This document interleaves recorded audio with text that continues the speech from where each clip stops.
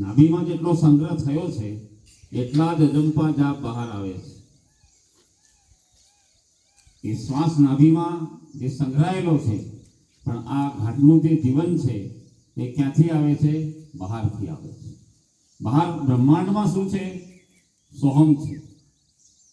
સોહમ ધ્વનિ સર્વવ્યાપક છે અને સોહમ એ બ્રહ્માંડમાં ગુંજતો હોય છે. તમામ જીવ સૃષ્ટિ, પશુ, પક્ષી, કીટ, આ સ્થાવર જાતિ, વનસ્પતિ, વેલી, હરાળ બહાર વનસ્પતિ છે. 3 લાખ પ્રકારના પક્ષીઓ આકાશમાં ઉડે છે, જે ધરતી પર આવતા નથી. એમાં અનલ પક્ષી આવતું નથી, ઉમાહુ પક્ષી આવતું નથી. ઉમાહુ પક્ષી એવું છે કે એ હાથીનું ભક્ષણ કરે છે. ઉપરથી જ્યારે નીચે ઉતરે ત્યારે હાથીના વનની અંદર પડીને હાથીના કો ઉચકી લઈ જાય છે ને આખા હાથીને ખાઈ જાય છે. ચંદ્ર ને ચકોર નામનું પક્ષી ધરતી પર આવતું નથી. એ સતત ચંદ્રમાને જોયા કરે છે અને પાંખ હલાયા કરે છે. એ શીતળતા ચંદ્રમાની એની અંદર ઉતરે છે અને ચંદ્રના એ સ્વરૂપમાંથી એનું બિંદુ ધરે છે, ત્યારે એ બિંદુને ચાંચ મારીને પી જાય છે. એટલે આખા શરીરમાં એની એટલી ઠંડક હોય છે. એટલે જમીન ઉપર જ્યારે આવે ત્યારે એનો ખોરાક શું હોય છે? ધગધગતા અંગારા ખાય છે. એ ચકોર નામનું પક્ષી ઉપરનું ઉપર ઈંડા મૂકે છે. આકાશમાંથી ઈંડું જ્યારે ધરતી ઉપર આવે ત્યારે ઘણીવાર તમે જોયું કે કોઈ તારો પડ્યો એમ કહો છો, કોઈ ગોળો છૂટ્યો એવું લાગે, પ્રકાશ થાય રાત્રે, પણ એ કોઈ તારો પડતો નથી. કેમ નથી પડતો? કે તારાનું માપ સૂર્ય અને ચંદ્ર કરતા ખૂબ મોટો છે. એટલે એ ઈંડું આવે છે અને ઈંડું ધરતીને સ્પર્શ કરે એના પહેલાનું કોચલું ફાટી જાય છે અને કોચલું ફાટી જાય એટલે એમાંથી બચ્ચું એનું નીકળે છે અને બચ્ચું એની મા પાસે પાછું જતું રહે છે. શરીરની જે ઇન્દ્રિયો છે, 5 જ્ઞાનેન્દ્રિય અને 5 કર્મેન્દ્રિય, આંખ, કાન, નાક, જીભ અને મોઢું. આંખ જોવાનું કામ કરે છે. જો આંખ ન હોય તો દુનિયા આપણે દેખી શકતા નથી. આ ઈશ્વરની અદ્ભુત રચના છે. એમાં કોઈ બેટરીના સેલ નાખવા પડે છે કે આજે આ આંખ જોતી નથી એટલે બેટરીના પાવરમાં નાખો તો આંખ જોશે. એટલે આંખ શું કામ કરે છે? દુનિયાને જોવાનું. પણ શું જોવાનું? ઈશ્વરની પ્રકૃતિ જોવાની. ઈશ્વરની કરેલી રચના છે, એ રચનાને તમારે જોવાની. ધરતી ઉપરના જે પ્રકૃતિ ઉપર જે પદાર્થો બનાવેલા છે, સમુદ્રમાં ભરતી અને ઓટ કેવી રીતના આવે છે, આ દિવસ ને રાત કેવી રીતના થાય છે, આ ઝાડવા ઉપર અલગ અલગ પ્રકારના અલગ અલગ રંગના ફળ અને ફૂલ કેવી રીતના ઈશ્વર ભરતો હશે, આ મોરના ઈંડાને કેવી રીતના એને છિતર્યા હશે. મોરના ઈંડામાં રંગ માલિક તમે કાયરો ભર્યો, બીબાઈના જુદા ઘડિયા, બીબાઈના જુદા ઘડિયા, તારી કળાનો નહીં પાર, એવી તારી કળા અપરંપાર. દુલા કાકે છે એવી કેવી અદ્ભુત રચના કરી છે. આ ગુલાબના ફૂલમાં ખુશ્બુ કેવી રીતના એને ભરીએ. એક નાનો રાઈનો દાણો અને દાણો તમે મકાઈનો દાણો વાવો અને અંકુર ફૂટે, અંકુરમાંથી એક દાણો આવે અને 1000 દાણા આપણને મળે. કોઈના ફળ ખાટા, કોઈના ફળ મીઠા, કોઈના તુરા, કોઈના રંગ રાતા, કોઈના કાળા. આ બધું દુનિયામાં જોવા માટે આંખ આપણને આપી છે. કાન શું કરવા માટે આવ્યા છે?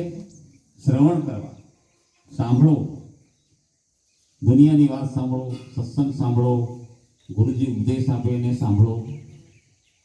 એ વસ્તુ આપણે સાંભળવાની છે. આપણે શું સાંભળવા માંડ્યા? ડીજેના ગીતો સાંભળવા માંડ્યા, ફિલ્મીના ગીતો સાંભળવા માંડ્યા. સાહેબ કવિતા સંભળાવે તો સાંભળવી નથી, પણ તમારા હમણાં પિક્ચરનું ગીત કે કોઈ રિક્ષા ઉપર ગીત વાગે ને આપણું મગજ ક્યાં જતું રહે? તાક દઈને જતું રહે. મન ઘોડા કરતા અને પવન કરતા વેગવાન છે. ફટ કરીને ડુંગળી ઉપર અવાજ થાય ને આપણું નજર ત્યાં જાય. આપણે ભણાવતા હોય ગાડીਆਂ કઈ નજર જતી રહે? આ મન દોડે. જીભ શું કરવાની છે? જીભનું કાર્ય સ્વાદ ચાખવાનું. ખાટો, તીખો, મોળો, તુરો, કડવો અને મીઠો, આ ખટ રસ 6 પ્રકારના સ્વાદ જીભમાં આવે. આપણે શું કરવા માંડ્યા છે? લોલીપોપ ખાવા માંડ્યા, કુરકુરિયા ખાવા માંડ્યા, મંચુરી ખાવા માંડ્યા, પાણીપુરી, પાણી પકોડી, હળેલા બટાકાની એ ખાવા માંડ્યા. ખાવા માટે ખૂબ વસ્તુ આવી. શિયાળામાં કોઈ બોર આપ્યા આપણને, ચોમાસામાં કાળા કાળા જાંબુ આપ્યા, શિયાળામાં જામફળ આપે, કેરી આપે, ઉનાળામાં કાકડી લાગે. આવા કુદરતના બનાવેલા જે પદાર્થો છે એ ખાવા માટે જીભા લીધી. પણ આપણે શું કરવા લાગ્યા? બીજું અલગ અલગ સ્વાદ લેવા લાગ્યા. ત્યાર પછી નાક શું કામ કરે છે? સૂંઘવાનું. આ પ્રકૃતિ ઉપર ખૂબ ખુશ્બુ મૂકી છે. ફૂલની સુગંધ આવે, બગીચામાં તમે જાઓ, પણ આપણે શું સૂંઘવા માંડ્યા? અત્તર સૂંઘવા માંડ્યા. પેલો સ્પ્રે છાંટે, બનાવટી સ્પ્રે, એ સૂંઘવા માંડ્યા. પછી રસોડામાં વઘાર થાય રાઈનો, એ આપણે સૂંઘવા માંડ્યા. કેટલી વાર. અને એક કે હવા એક થાય એટલે પેલી થાળીને ઠોકે જાણી જોડી. ટાઈમ થઈ ગયો સાહેબ, એમ ટાઈમ થઈ ગયો. એટલે આ બધું આપણે કરવા. હાથ પગ ઇન્દ્રિય છે, પગે ચાલવાનું કામ કરે, ચાલીને પરિશ્રમ કરો, હાથથી કાર્ય કરો. હાથ પગ, ચામડીથી સ્પર્શ જ્ઞાન થાય. આ ઠંડુ છે, આ ગરમ છે, આ ખરબચડું છે, આ લીસું છે, એવું જ્ઞાન થાય આ ઇન્દ્રિયથી. એટલે 10 ઇન્દ્રિય આપણને આપણા ઉપયોગ માટે આપી છે. ચાલો, તમારી પાસે કોઈ આંખ માંગે કે મારે તમને 2 લાખ રૂપિયા એક આંખ કાઢી આલો, કાઢી આલી. પેલે પૈસા માંગ્યા? નથી માંગ્યા. આ સૂરજનારાયણ અજવાળો વાલે એનું બિલ આવ્યું કોઈ દાડો? અને MGVCL વાળાનું 2 મહિને 4 મહિને બિલ આવે છે કે નહીં આવે? નહીં ભરીએ શું કરે? મીટર કાપી લઈ જાય, મીટર કાઢી લઈ જાય ને. આ તો લાઈટ 24 કલાકમાં 1-2 વાર જતું રહે. સૂરજનારાયણ કે ચંદ્રમાં એમ કીધું કોઈ દાડો કે મને આજે રજા આલ પ્રભુ, આજે હું થાકી ગયો છું, આજે જાણો હું નહીં કરું? એવું કોઈ દાડો કીધું? એને કોઈ દાડો રજા માંગી? આપણા પર બિલ આયા ના. જંગલમાં જાઓ તો આંબળા મફત મળે, સીતાફળ મફત મળે, ટીમ્બરવા મફત મળે, ઉમરા મફત મળે. આવી અનેક વનસ્પતિ આપણને કુદરતે આપી છે. એનો આપણે શું કરવો જોઈએ? સદુપયોગ કરવો જોઈએ. ખાવા માટે આપણને અલગ અલગ પ્રકારની ભાજી આપી. તાંદળિયાની ભાજી, પોચિયાની ભાજી, મેથીની ભાજી, ઝરકલાની ભાજી. આપણે શું ખાવા માંડ્યા?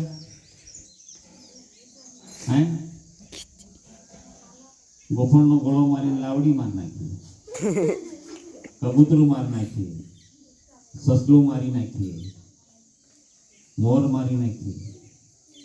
આને શું કહેવાય? આપણે કુકડું કાપીએ છીએ, કુકડું. ત્યારે કુકડું એકવાર આપણી આંખ સામે જોવે છે ને, એની નાળ પકડો ને એટલે જોવે. પછી કો એમ કે, તું કે એમ કે પૂછે, શું કે છે? તું કે મને કે મેં હું તારો ગુનો કર્યો. આપણી આંખ સામું જોઈ લે છે ને પછી મેં તારું હું બગાડ્યું, તું મને કે. ભલે હું જતો રહીશ પણ તું મને કહેતો જાય. છતાં આપણે શું કરીએ છીએ? ખટ્ટર અને ચપ્પુ મારી દઈએ છીએ, ધરતી એનું માથું જુદું કરી નાખીએ. આપણી આંગળીને કોઈ જુદી કરી નાખે તો કેવું લાગે? આપણને કાંટો વાગે તો કેટલું દુઃખ થાય? આપણને સાહેબ થાપણ મારે તો કેટલું દુઃખ થાય? થાય જ નહીં થાય? એટલે કોઈ પણ જીવને હિંસા કરવી નહીં. દેખો, જૈન ધર્મની અંદર તમે જોશો ને, પગમાં ચંપલ પહેરતા નથી. પગમાં ચંપલ પહેરો એટલે સપાટી એની સીધી આવે છે.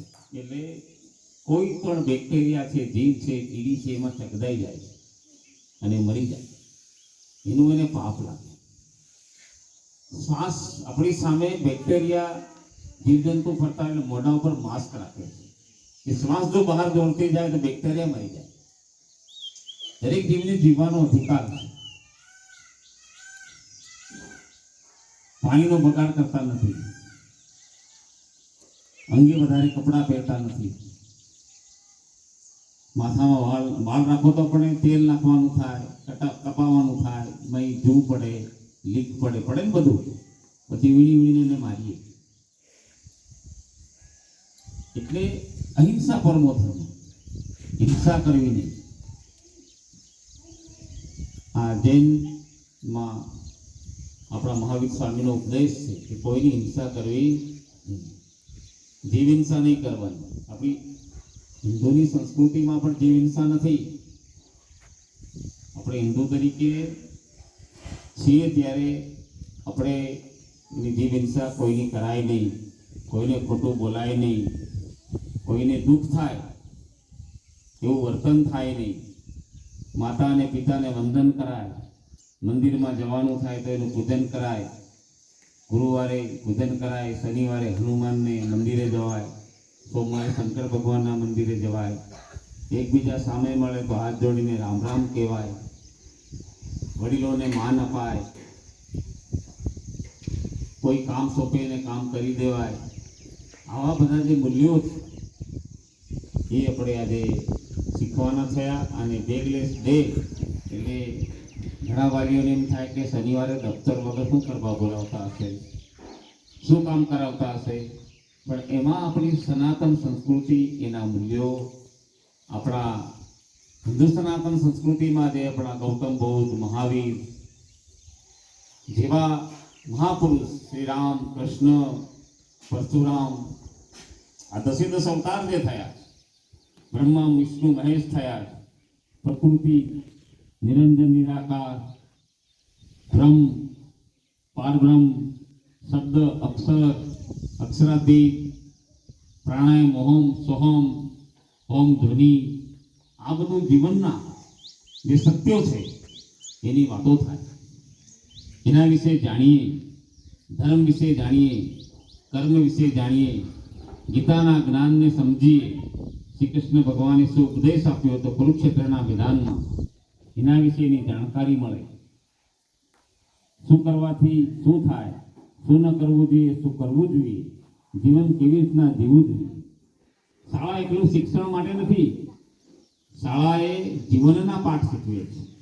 એના માટે આ બેગલેસ ડે અને બેગલેસ ડેમાં આધ્યાત્મિક આપણી જે વિરાસત છે, આધ્યાત્મિક જે વારસો છે, ઉપનિષદો છે, 6 શાસ્ત્રો છે, વેદો છે, પુરાણો છે, એનો જે નિચોડ છે એની વાતો વિશે વાકેફ થઈએ.